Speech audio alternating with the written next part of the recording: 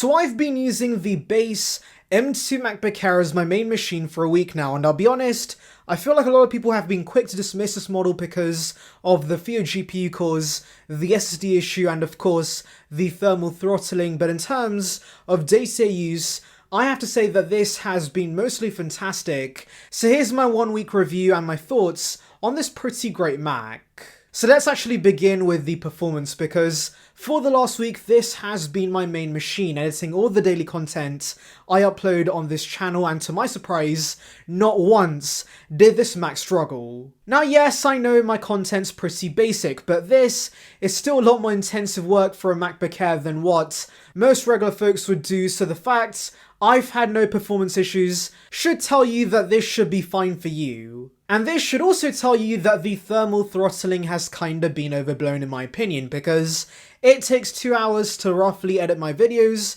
and I did not see any slowdowns, and that's also been the case with the M1 Air that of course I've been using for over a year. So if you're someone who's a student and you're typing documents up and watching videos, then yes, the base M2 Air is plenty good.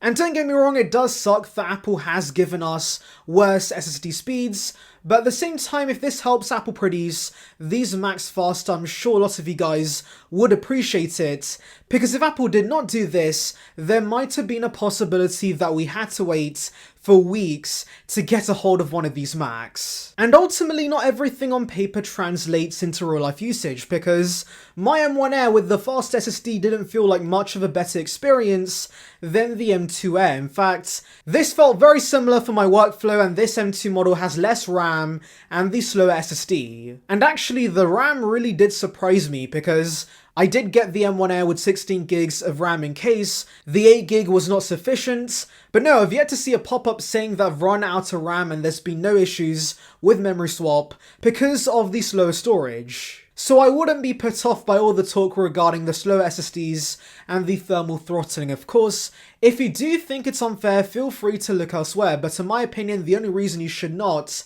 consider this is because there might be other Macs in the lineup that offer better value, but I'll get to that at the end. Anyways, let's now talk about the rest of this MacBook, and beginning with the design, I must admit, I was wrong to quickly dismiss this. I was pretty salty about the lack of a wedge, but after using this M2 Air for a while, I've come to appreciate the much thinner chassis. But I think the bigger thing I appreciate has to be the softer corners, because the M1 Air and basically all of the 2016 era MacBooks have very sharp corners which are easy to scratch and dent, and so this is no longer the case, and I like that. Also, this silver is gorgeous. I know that everyone loves midnight, but since I'm sure that colour's not going to age well, I do like the classic silver instead.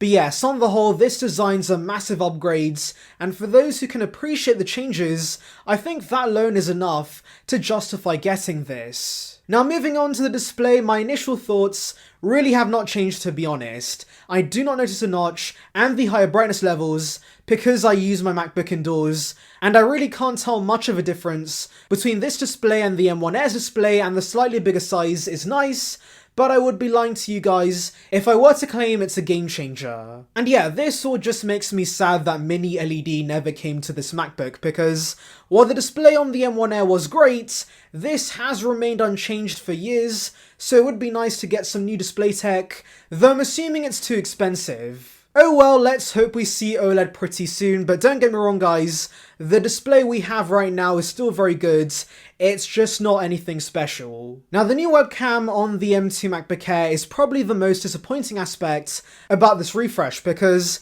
this is my first time experiencing a 1080p webcam on a MacBook, and it's really not that much better than the old 720p sensor. Now in some lighting conditions, yes there is a difference, but in terms of regular lighting there really is not much of a difference. And I think that's mainly because the ISP in the M1 makes up for the lack of resolution with the older sensor. So yes, please don't buy this thinking the camera is a lot better, because ultimately webcams still do suck, and so while this is fine for Zoom calls and FaceTime sessions, you probably want better camera tech if you were to livestream with this. Audio mic wise though, this Mac is excellent. I've really enjoyed watching tons of movies and TV shows with the speakers on this MacBook, and I've been told by friends that I sound crisp and clear with the mics when I do the occasional Discord call. The keyboard is also fantastic. I know some have said the keys are mushier compared to the M1 version, but that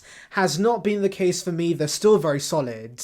And oh my god guys, the trackpad is perfection. Every time I use a Mac, I come to appreciate how incredible Apple's trackpads are, because when I used to use Windows laptops, that was one thing that sucked in all of them, so it seems Apple is the only manufacturer that can nail this part of the laptop experience. Touch ID has also been reliable, though I can't lie guys, I do hope Apple gives us Face ID one day, because just opening up the lids and the laptop instantly recognizing my face would be so convenient, and with that massive notch up at the top, I'm sure Apple could squeeze in some sensors to give us that tech. But anyways, the ports on this actually have been a game changer, and that is purely because of MagSafe. Now, it's actually not to do with the faster charging or the fact it gives you a satisfying magnetic connection that easily comes off, but it's more to do with the fact I now have one more port. You see, with the M1 Air, I would have to use one USB-C port for charging, and so for the peripherals I connect to the Mac, they only had access to one port, which was frustrating, so now having two ports, which are free, is something I greatly appreciate. The battery life is also something I greatly appreciate. I was editing on this MacBook Air for 2 hours, and it went from 100% to 87%, which is just incredible. I mean, for reference, my old Intel MacBook Pro would be close to dead by the time I finished editing for 2 hours. So yeah, this is easily the best thing about Apple Silicon Macs. They last forever. So those are basically all my thoughts regarding the M2 MacBook Air, and after a week, I've really been impressed by this. I like the new design a lot, but the performance for my usage has been surprisingly good for a base model, and so if this meets your requirements, then yeah, I would highly recommend this. But like I hinted at earlier and in previous videos, there are other Macs in the lineup that give you better value, which are of course the M1 MacBook Air and the 14-inch MacBook Pro. Like, if you could care less about the design and just want the basics of what makes a great Mac, you can get the M1 Air for £700 here in the UK from some retailers, which is incredible value and of course a lot cheaper than the M2 Air. In fact, I do want to mention that when editing with the M2 model, I did not see much of a difference. The performance was very similar to the M1, and the new encoders and decoders did not make much of a difference, and so that should tell you that if you don't care about the new design, M1 is still more than enough. And of course, if you're considering getting more storage and RAM on the M2 MacBook Air, you might as well get the 14-inch with the better display, better performance, and also more ports. So really, that is the only reason why I would avoid this Mac. But if the performance was holding you back, then let this review be a confirmation for you guys that no, that's not a problem at all in terms of day-to-day use. And yeah, really, to be honest, pricing wise, the base version is really the only one that makes the most sense to buy, so I do think many students and light users should consider getting this. So those are my thoughts, but of course, if you have any other questions, let me know in the comments. Anyways, thank you for watching guys, make sure to like and subscribe for the latest Apple news and rumours. Check out the video above on details regarding the M2 iPad Pro, and on that note, see ya peeps.